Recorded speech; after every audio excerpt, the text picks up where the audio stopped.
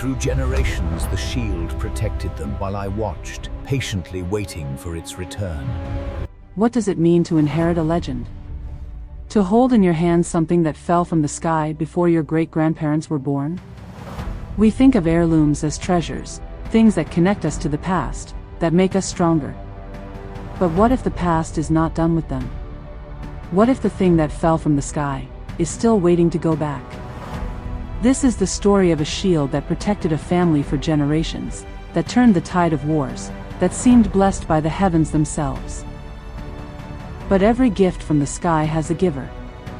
And givers, eventually, expect return. Kaelo was the seventh bearer of the Nyege Nyota, the star shield. His great-great-grandfather had found it in a smoking crater on the night the sky wept fire. The metal was unlike any on Earth, lighter than wood, stronger than iron, and warm to the touch even in the coldest winter. The old story said the star had chosen their family, that as long as the shield remained with them, no enemy could defeat them. And it was true. For generations, the shield had protected them. In battle, arrows turned aside.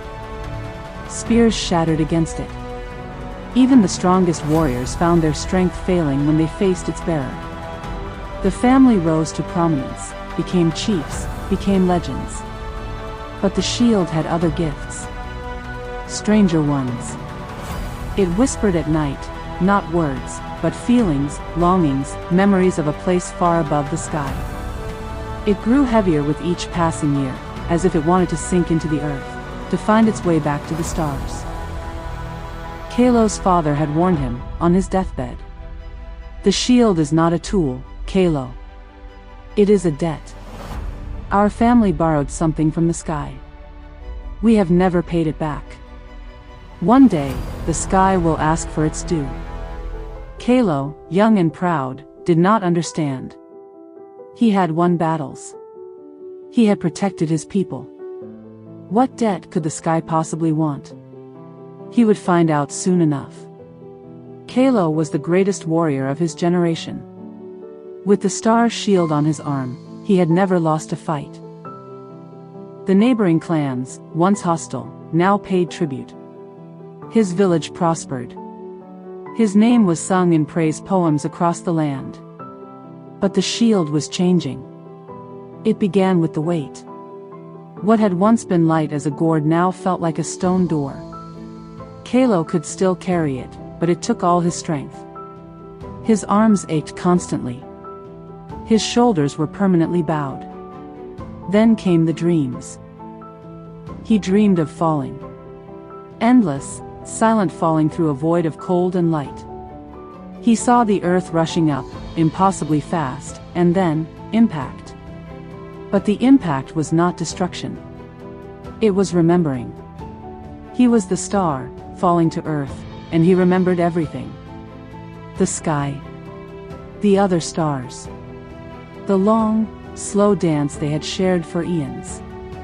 And the loneliness of being the one who fell.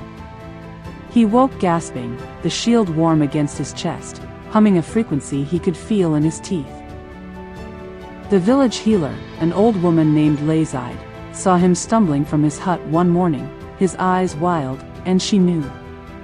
"The shield is calling back," she said. "It wants to go home.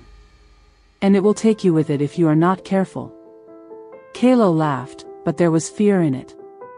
"It is a shield. A piece of metal. It does not want anything." Lazide shook her head slowly. "You have used it to protect your people. That is good. But you have also used it to conquer. To take. Every life it has touched, every enemy it has defeated, the star has tasted them all. And it is hungry, Kaelo. It is not content to protect anymore. It wants to fall again." Kaelo tried to ignore her warnings. But the shield's hunger became impossible to ignore. The first sign came during a skirmish with a rival clan. Kaelo faced a young warrior, barely more than a boy, who fought with desperate courage. When Kaelo raised the shield to block the boy's spear, something happened. The shield pulled. Not physically, spiritually. The boy's spear shattered, and the boy himself crumpled, not from any blow, but from something deeper. His eyes went blank. His will was gone. He did not die. But he did not fight again. He sat by the river for days, staring at the sky, mumbling about stars. Kaelo's own warriors looked at him with new fear. He had not touched the boy. He had only raised the shield. That night, the shield spoke to him clearly for the first time. Not in words, in images. It showed him a sky full of stars, all falling, all landing on a battlefield, all rising as warriors made of light. It showed him leading them, conquering, taking the world for the sky. It showed him becoming something more than human, something that would never have to put the shield down. Kaelo woke screaming, the shield's surface now etched with fine, glowing cracks that had not been there before. Lazide came to him again, her face grave. It is not just feeding on your enemies, Kaelo. It is feeding on you. Every time it defeats someone, it takes a piece of their spirit. And a piece of yours. It is building something. A body. A form.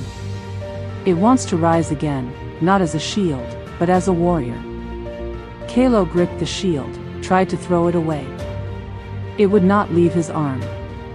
The leather straps had fused to his skin, become part of him. He was bound to it. And it was pulling him somewhere he did not want to go. The shield's influence spread beyond Kaelo. The village began to change. People who had been protected by the shield for generations became different. They moved with a strange, coordinated grace, as if guided by a single will. They stared at the sky too long. They spoke of home in ways that made no sense. They had never left the valley. Lazide gathered the elders.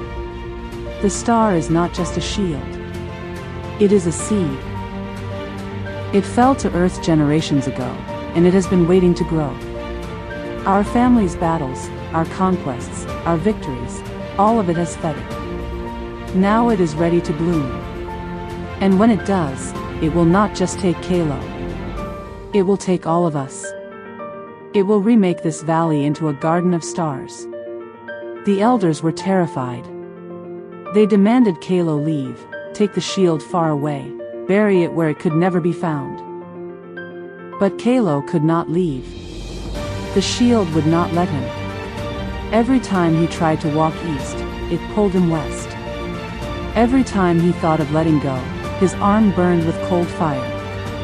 The star was choosing its moment. And that moment came with the next full moon. On that night, the sky opened. Not with rain, with light. A column of silver radiance descended from the heavens, striking the village, bathing everything in its glow. The shield in Kaelo's hands began to hum, to vibrate, to sing.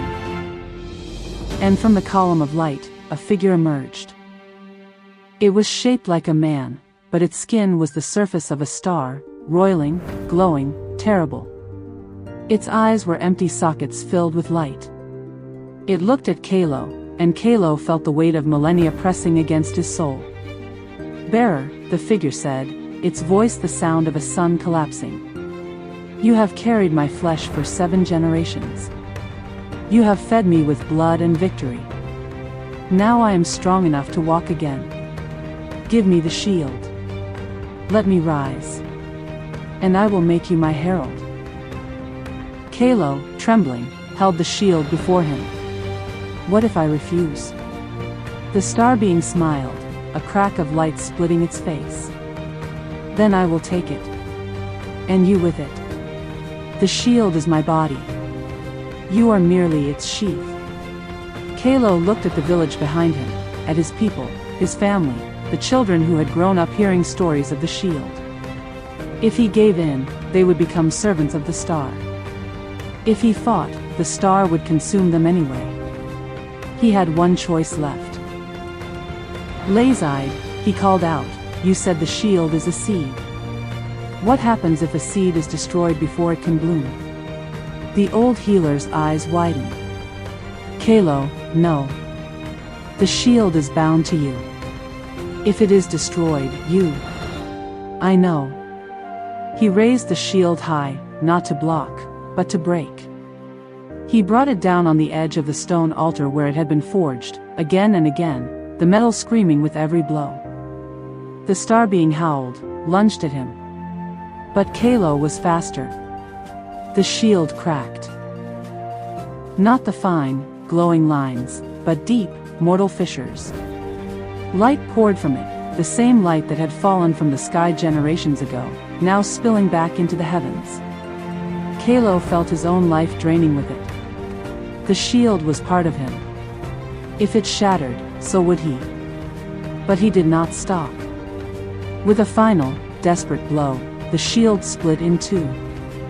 A wave of light erupted, throwing the star being back, shattering its form, sending it screaming into the sky. The column of light vanished. The stars overhead seemed to dim, as if mourning. And Kaelo fell. When he woke, he was lying in his hut, the remnants of the shield beside him, two halves of cold, dead metal, no longer glowing, no longer humming. His arm was free. The straps had loosened, turned to dust. Lazide sat beside him, her face lined with grief and relief. You destroyed it, she said. The star is gone. It will not return. Kaelo looked at his hands. They were old, not the hands of a young warrior, but the hands of a man who had lived centuries. The shield had taken more than his strength. It had taken his years. How long? He whispered. Lazide shook her head. The shield was feeding on your life. When you broke it, it released everything, including what it had stolen. You are as old as you should be, Kaelo. 70 years. Perhaps more. Kaelo laughed, a dry, brittle sound. I thought I was 25. You were 25 for 30 years, Lazide said. The shield preserved you. It was keeping you young for its own purposes. When you broke free, time caught up. The village gathered to see him. Some wept. Some stared at the broken shield in awe. The star was gone, but the legend would remain. Kaelo lived out his remaining years not as a warrior, but as a storyteller. He told the children about the shield, about the star, about the debt his family had carried for generations. He warned them, never take a gift from the sky. It will always ask for more than you can give. When he died, the broken shield was buried with him, in a grave facing east, toward the rising sun, away from the stars. But on clear nights, travelers say they can still see a strange light hovering over that grave. A faint, silvery glow that pulses like a heartbeat. Waiting. The star was sent back. But the sky, they say, has a long memory. And it does not forget its children. Kaelo learned that some debts cannot be passed down. They must be broken, even if it costs everything. His story teaches us that power borrowed from the heavens comes with interest, and that the greatest legacy is not the weapon you leave behind, but the courage to lay it down. The star fell to earth, and for generations, it waited to rise again. It rose. But Kaelo made sure it rose alone. But what do you think? Was Kaelo's sacrifice the only way, or could the star have been appeased another way? Should the family have refused the shield generations ago, or was it right to use its power for protection? And what would you do if you inherited a gift that was slowly consuming you? Let me know in the comments below. The star is gone, but the sky still watches. And in other lands, other fallen things wait to be found. If tales of inherited power and its terrible costs haunt you, you cannot miss the cook whose secret spice blend ended a century-long feud between two tribes. The link is on the screen right now. Don't forget to subscribe for more original, chilling tales from the Safari of Tales. We carry the stories so you don't have to carry the burden. Until next time, be careful what you inherit. It might inherit you.